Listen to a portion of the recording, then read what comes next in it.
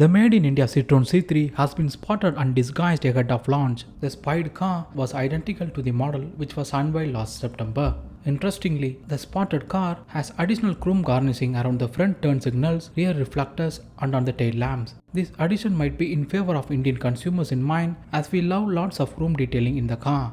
The car runs on steel wheels with wheel covers instead of alloys and was also missing the plastic cladding on the doors that was seen in the globally unveiled C3. So this spotted car possibly might be a mid-spec variant. On the design front, the car looks inspired by the SUV with those heavy cladding, bold and sharp styling, high ground clearance. Gets the trending split headlamp setup with the iconic Citroen logo merges seamlessly with the twin slat grille. The dual tone bumper adds ruggedness to the car. The black cladding around the fog lamp enclosure runs across the wheel arches on the sides and merges with the rear bumper, which holds the vertical reflectors with chrome surrounds. The C3 has an upright tailgate with rectangular tail lamps on each end. The C3's cabin has a Quirky design with contrast finished dashboard trim. A 10-inch touchscreen takes the center stage and will feature Android Auto and Apple CarPlay.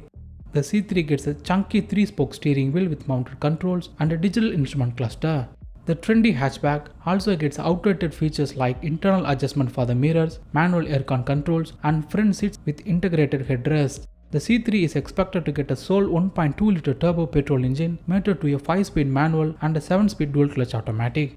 Launch is expected in a month or two, and the Citroen is expected to price the C3 quite aggressively in order to rival the models like Maruti Suzuki Ignis, Tata Punch, Renault Kiger and the Nissan Magnite.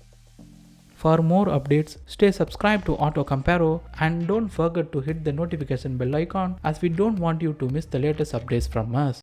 Thanks for watching.